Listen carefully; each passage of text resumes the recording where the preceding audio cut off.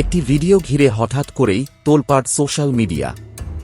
মাত্র 12-13 বছর বয়সী এক কিশোর এবং প্রায় 40 বছরের বেশি বয়সী এক নারীর বিয়ের দাবি নিয়ে শুরু হয়েছে তীব্র বিতর্ক।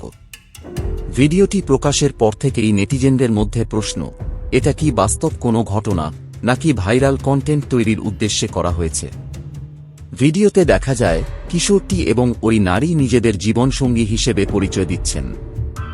তাদের একসঙ্গে দেখার পর অনেকেই মন্তব্য করছেন, দেখতে যেন মাছেলের মতো, তবুও সম্পর্কটি ঘিরে তারা ভিন্ন দাবি করছেন।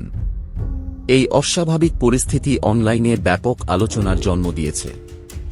সামাজিক যোগাযোগ মাধ্যমে ছড়িয়ে পড়া এই ঘটনার পর অনেকে এর নৈতিকতা ও সামাজিক প্রভাব নিয়ে প্রশ্ন তুলছেন।